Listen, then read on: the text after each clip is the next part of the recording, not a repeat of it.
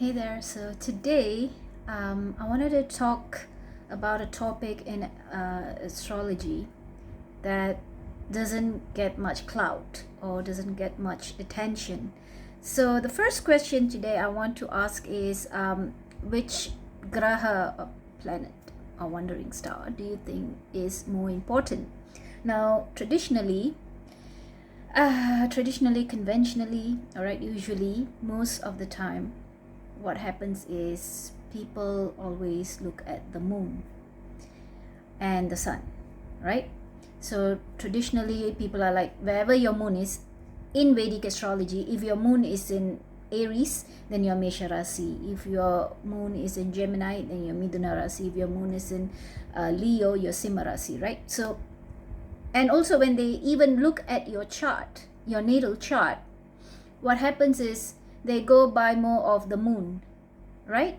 So moon plays a very pivotal role for conventional astrology, and also because of the Sadisha, the Shani transit, Jupiter transit, and all of that. So moon is deemed very, very, very important for a lot of astrologers. But here's the question. The question is, which one is more important?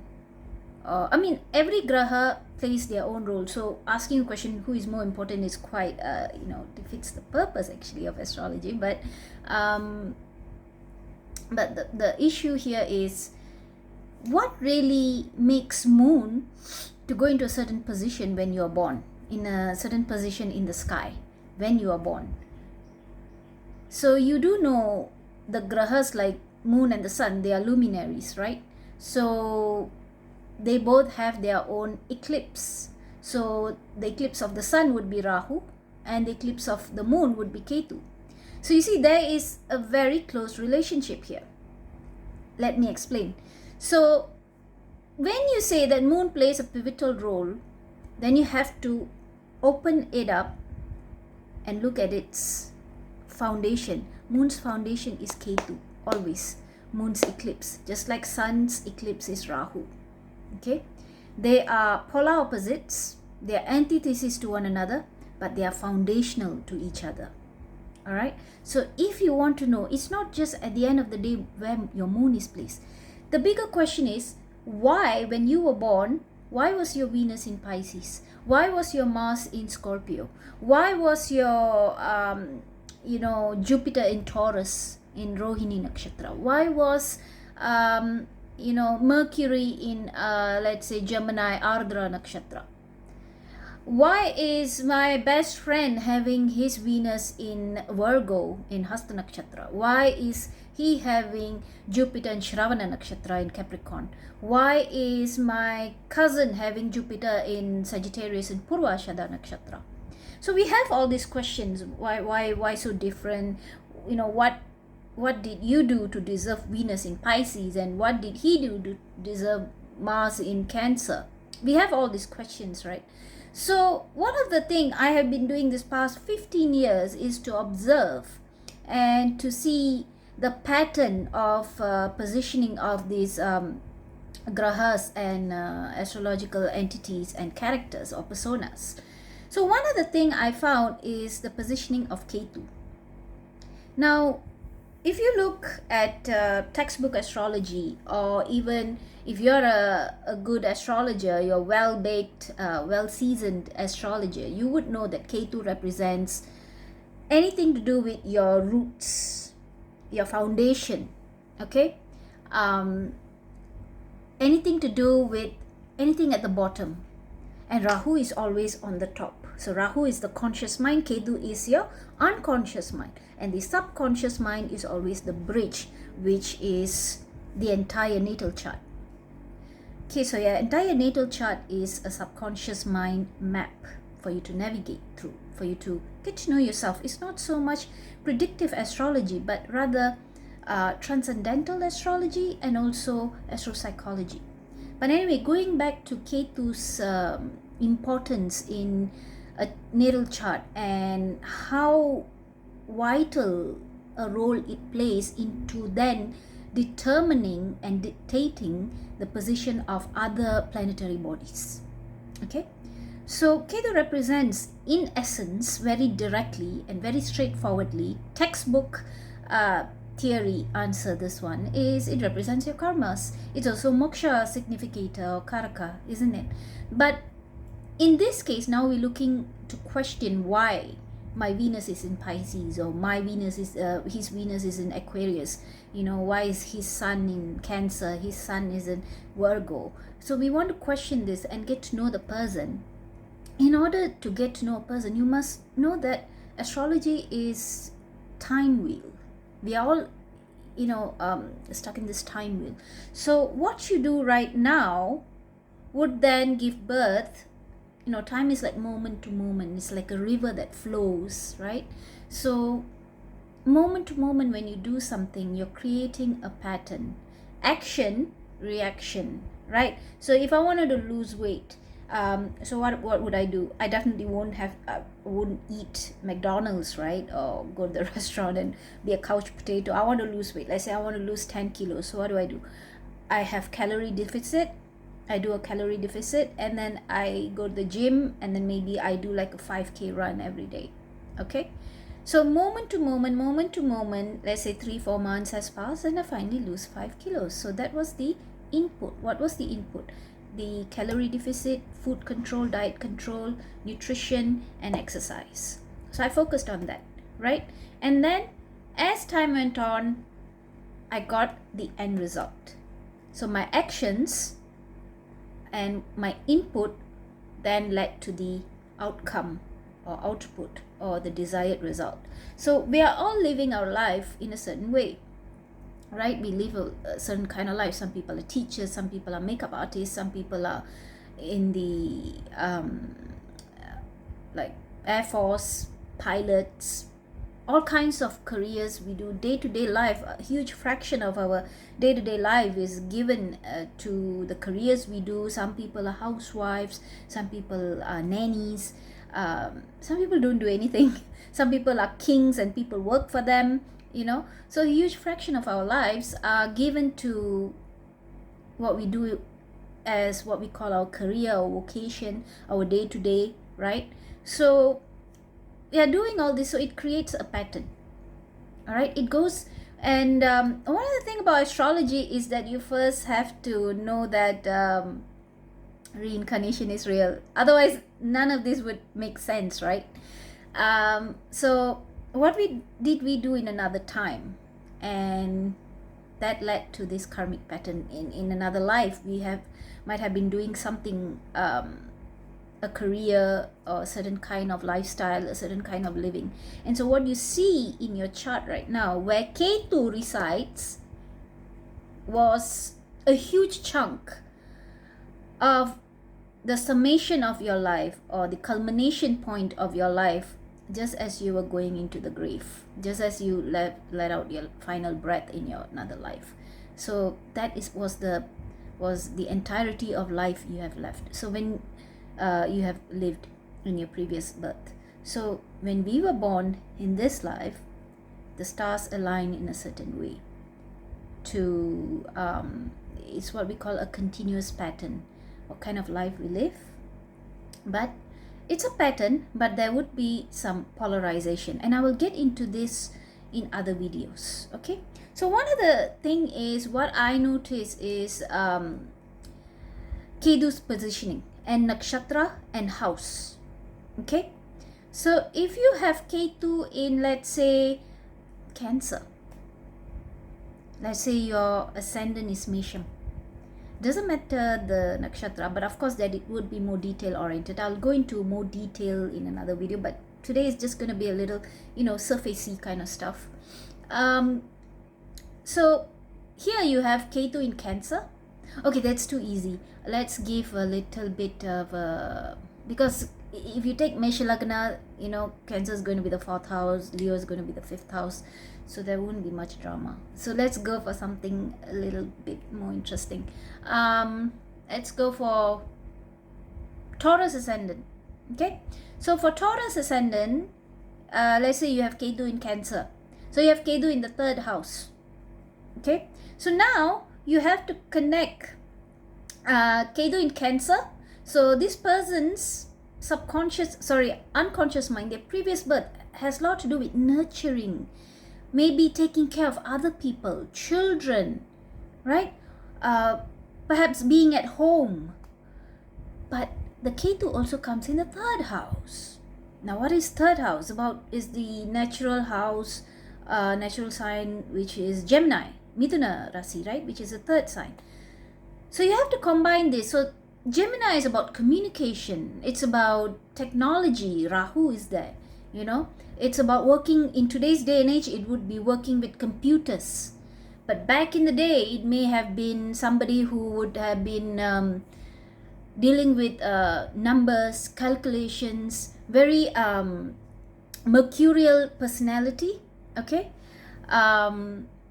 Somebody who perhaps goes and gives talks on the stage in front of lots of people, okay? So if we have, when you see, so now Kethu is in Cancer in the third house for Taurus ascendant. So this person could have been like a teacher. So this is how you read all this. Now this person has spent his whole life in another time, in another body, being a teacher. He dedicated his life. But when we live a certain kind of life, you must understand, there's always that back of the head, you know, the grass is always greener on the other side. Oh, I wish I could have done this. I wish I could do this, you know. We always get this sense of boredom when we do something. Irregardless of whatever we do, however passionate we are, we do reach that plateau or that sense of boredom, and we think like, oh, I want to do what he's doing. I want to do this. I have seen so many people who change their course of vocation. They would have done a degree in computer science, and then they switch to maybe accounting, finance degree. So we have seen all this, so there's always this thing when you think of yourself, on your deathbed, what could you have done? Like, were you happy with what you did? Or is there always something, no, I have this desire, I wish I could have been a model, I wish I could have been this glamorous actress or something instead of being a teacher. So there's always this thing in the back of your head, and that follows you. It follows your spirit, your all these things. And you take your body again, come into another birth, and all of a sudden you see the stars are aligned, the opportunities for you to become perhaps a glamorous actress or a model, or things like that.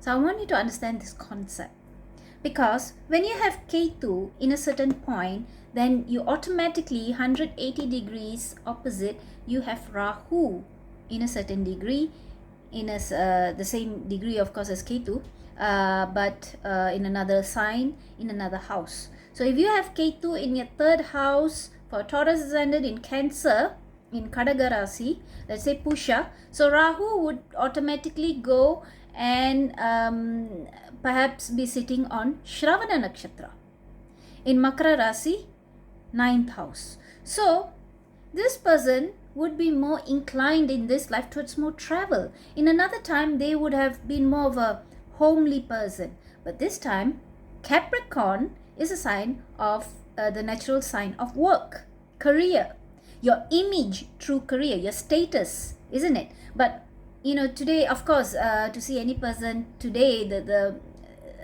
ordinary, the ordinary Joe would be through career. But of course, we have kings, we have high status families, we have elite families, right? So when you look at the 10th house, you can see their image through society. So a CEO would have a very strong 10th house, right? So this time, their life, in this life, because Rahu is in Capricorn, the focus is too much now going to because Cancer would be somebody who's very homely, who is very an introvert. That doesn't mean your sun is in Cancer, you're an extrovert or both.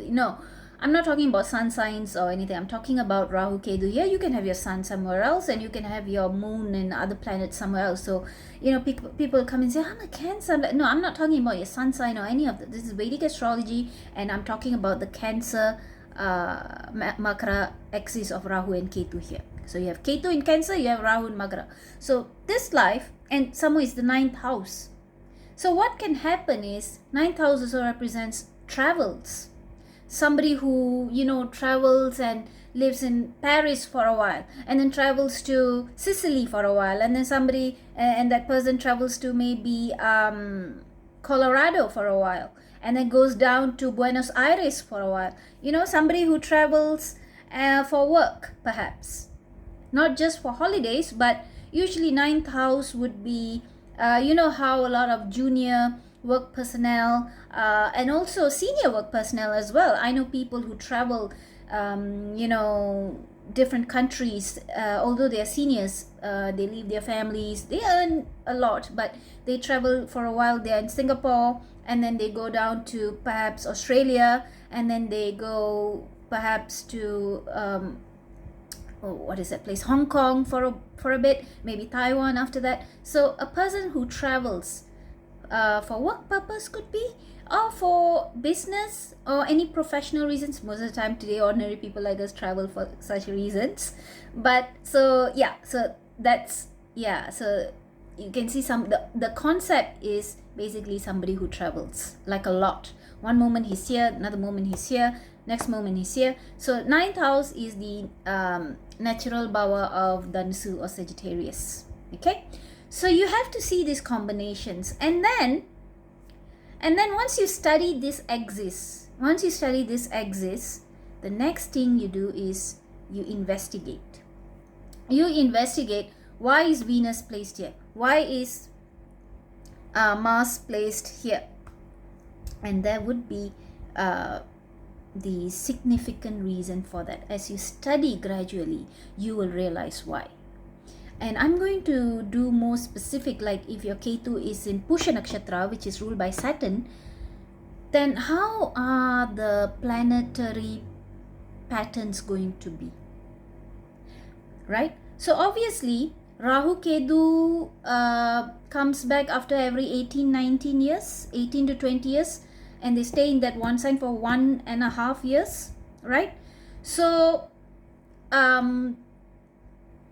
every 18 years a baby is born, they are going to have this same Rahu Ketu axis. So would that mean that this too, we just take somebody, let's say born in 1988 somebody who's born in 1987 and somebody who's born in 1968. 1987 Ketu was in Hashta Kani Rasi. 1968 Ketu was also came back, was in Kani Rasi Hasta. So if you take people born in all this Ketu in Kani Rasi Hasta, do you think they have a very similar life? They might be working in different vocation, different people, different background, different environment, completely different people to your eyes outside. However, their persona, go down to their persona. But of course, you cannot classify them in a box, like to say, oh, all Ketu in Hasta Nakshatra people born during Ketu Hasta. No, because there would be other grahas conjunct. So Ketu may be conjunct with Sun in Hasta. Ketu may be conjunct with Venus in Hasta. So that creates a difference, right? And then their Lagnam will be different. And then their other planetary Lagna will be different, other planetary conjunction. So it definitely creates the illusion of diversity. But once you investigate, there would be this common denominator in their comportment, or not even comportment, more to their persona, more to the person. So if a person has Ketu in Kani, Kani is ruled by Mercury, person would be intelligent. He or she may not have academic qualification per se, but they can be very intelligent. They communicate well, they articulate well, They may be very methodological. Methodical. Sorry. Mathematical, methodical, and also, what is that other word? My mother always used this word a lot. Oh gosh. I'll get back to you on that word. It's a very Kani oriented word. I'm very good with people who are connected to Kani because it's my own personal experience. Methodical, mathematical. Oh my God, there is one more word. It also starts with M. These 3 M's I always associated with Kanis. Anyway, but you can see that they would have all this mercurial Virgoian persona to themselves. They'll be very intelligent. Same as somebody who has Kethu in Gemini. Very intelligent. So usually when you see this kind of charts, then you extract their karmic planet. So if somebody has Kethu in Uttara Palguni or Uttara Nakshatram in Kani Rasi, then this is not even taking into consideration or taking into account Kethu's conjunction with other planet like Kethu with Venus, Kethu and Sun conjunction, Kethu Mercury. This is just very ordinarily, very straightforward, Kethu in Kani, Uttiram. So the karmic planet would be, Uttiram is ruled by Sun. So Sun would be their karmic planet. Number 2, it would be Mercury. Then you dissect more, you go deeper, you get Uttiram's deity. You must understand the nature of Uttara Palguni. The deity is Aryaman. Ultimately, Uttiram is Aryaman is patriarch, right? Patron. It is the star of patron. So patron goes back to when you go higher, you get Shiva. So ultimately, Uttiram is nakshatra of Shiva. Okay. So when you study these people, Kethu and Uttiram, how do you analyze them? You take Kethu in Uttiram and then you take people with moon in Uttiram. There would be a fine line of common denominator in there. But externally, the Kethu in Uttiram may not express what moon in Uttiram expresses in this life. So one other thing is, the Kethu in Uttiram is now going more towards Rahu in Pisces. Their focus now has become in this life more Piscean nature. But underneath it all, deep underneath their brain, deep underneath their mind, they have all those Kethu in Kani Uttara Palguni nature. So this is why when you see, when a person has Kethu in a certain position, they become very close and naturally acquainted, naturally attractive to the person with moon in that same position. Wherever Kethu is. So let's say somebody has Kethu in Aslesha Nakshatra, which is Ailiam in South India. The person who has Kethu in Aslesha can be very close with a person with moon in Aslesha. Because end of the day, deep underneath the person who has Kethu in this point, whatever point, they very much relate to the nature, the temperament, the persona, the archetype of where their Kethu is. Because once upon a time in another life, they've already done that. So it's very easy to relate to a person who's currently in the mind where their moon is. Do you understand that? And it's not just at a conscious level.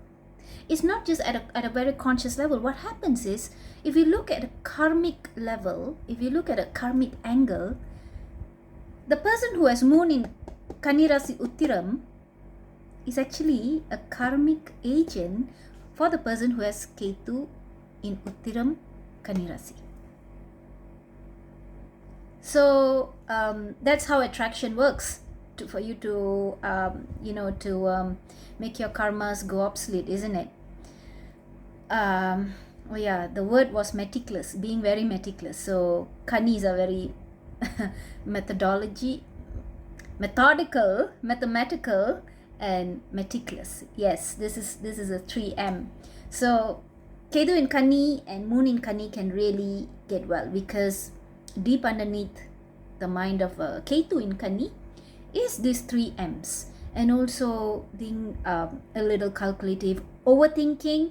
But this is where they have to find a balance, and how you complement your friendship or your partnership, or it could be parent a child relationship, it could be a co-worker boss, co-worker friendship relationship, whatever. Does not necessarily spouse or romantic relationship, any kind of relationship. So it is karmic planets. One of the, I've seen people, some of the closest friendships is where people have friendships usually with their karmic planets. So all you have to do is just look into charts, how you find more information. I'll be talking more about this in the videos I would do in the near future. I'll be dissecting more, and I would be going deeper into all this, getting into the nitty-gritty of this concept. It's a very interesting concept. I have been doing astrology for almost 15 years. So I tend to observe one of the things that when you're an amateur, when you're beginning to learn astrology, the first things you learn is a true textbook, obviously. So you get the fundamental, right? So you understand what Jupiter in first house is, Jupiter in 7th house, Mars in 7th. You get those fundamentals, basics first. Then as you move on, you become a little tertiary, all right? Then what you do is you start observing, you study people. So when I tell people I'm into astrology, what they do is, oh, she's into astrology. What they do is, the first thing is they give me their charts. They give me their charts, and I study their charts, I study the person, and I don't just get 1 or 2 people. I have hundreds in my database, and my database is right here. And I have my software in my phone, so it's very easy for me to get data, charts, and to put it in my database. And then I study, I analyze, I identify patterns. So I will share with you more and more about this Kethu position, and a lot. I have so much of topics to talk to you. It's just that I don't get the time to actually do these videos, but I'm just going to sit down and talk to you about all these interesting topics. And I will do more case studies as well. Okay, case studies, because one of the interesting things is that you have to identify your karmic planet. So let's say a person has Kethu in Kani or Gemini. Now that would be their Kethu will be connected to Mercury. Now the other thing is, let's say Kethu is connected to Libra, Tula Rasi, or Kethu is connected to Vrishpa Rasi. Then their Kethu is now connected to Venus. One thing you must understand is the polarization of a chart, a natal chart, or a person's psyche or mind. Okay, so in another life we would have lived a certain kind of life, and then when we come here again, we go in the opposite direction. That is what Rahu is telling you. You always go in the opposite direction. You have already done this. Now in this life, you go in the opposite direction. So even it's not just Rahu Kethu, it is also all the other grahas. You have to understand the polarity. So the polarity of Venus would be Mercury. That is why Venus exalts in Meenam, Mercury exalts in Kani. Totally opposite. So the antithesis and the polar opposite of Jupiter would be Mars. Okay, this is why Mars exalts in Makaram, Jupiter exalts in Cancer. They are polar opposites. And then Saturn and Moon, Moon and Kethu, they are opposites. Sun and Saturn are polar opposites. So let's say we have Kethu in Anuradha or Anusham Nakshatram in Scorpio. I said Scorpio. The way I pronounce that, my goodness. If you have Kethu in Anusham, so it's ruled by Saturn, right? So in this life, what happens is Rahu might either be in Kritika or Rohini most of the time. So their life's direction is now, in their past they've already done all the strict, disciplined, Saturnian archetype of lifestyle. So in this life, they have come here to experience more of a solar, lunar experience. So you can see they may, Kethu in Anusham, Virchaga Rasi, can this time they may be born with either Kadaga Lakna or Kadaga Lakna with Sun in first house, or Simha Laknam, right? Leo Laknam with Moon in first house, because they have done this Saturn. And so Saturn is always opposing Sun, and also is a polar opposite of the Moon. That is why we have Cancer ruled by Moon, Saturn ruled by Makara ruled by Saturn. Saturn and Moon are always opposing one another. Just like Rohini Nakshatra is ruled by Moon, Anusha Nakshatra is ruled by Saturn, Shravana Nakshatra is ruled by Moon, Pusha Nakshatra is ruled by Saturn, and Uttarattadi or Uttarapadapada ruled by Saturn, Hasta Nakshatra is ruled by Moon. They are opposing one another. You see? So this is what we understand by opposing graha archetypes or persona. So in another life, you have experienced a certain archetype of a graha. So this life, you have done that. That's why your Ketu is there. But it goes into your unconscious mind. It is there. It makes the foundational or fundamental part of your person or your psychological, being. All right? Your psychological makeup. And in this life, you have to be a little opposing of that. So if you have Venus, if you have Ketu conjunct Venus, if you have Ketu in Libra, if you have Ketu in Taurus, then this life you have come here to experience a mercurial expression. This is not just Rasi, this is also Nakshatra. So if Ketu is in Purva Ashada, Ketu is in Bharani Nakshatra, Ketu is in Purva Palguni or Puram, that's all Venusian Nakshatras. Then if your Ketu is in Aslesha, if your Ketu is in Jeshta or Kete for South Indians, if your Ketu goes to Revati Nakshatra, that means in your past you have been a very mercurial person. In this life, a lot of themes in your life would be more Venusian. So you can take a Tula Lakana for birth. You can take a Rishabha Lakanam, for example. So all these different combinations, and so you read the person, you study the person, you study the natal chart to understand the person. Actually, when you understand these concepts, you study yourself. The best astrologer is not out there, is you, because you know yourself. So once you understand this concepts, these theories, you observe, you study people, then you can study yourself. So you understand why are you here, what is your purpose. You can know yourself better, and not only know yourself better, but get certain form of clarity. Like life is so chaotic, all kinds of things happen in life, but in that chaos you understand, okay, why this is happening. Okay, that creates clarity. When clarity happens, what happens next? Calm. You're not, when ignorance is present, you're more stress, you're more tension, you become, when you yourself become sort of turbulent and tempest, right? But life is chaotic, but you can be calm. I know why this is happening, something like that. So this knowledge is so fundamental to astrological knowledge. Is not just limited to predictive astrology, like, oh, I have right now Jupiter is going to my 7th house. Oh, I'll get married, I'll get a divorce. Oh, Jupiter is going to 7th house, it's good to do business right now.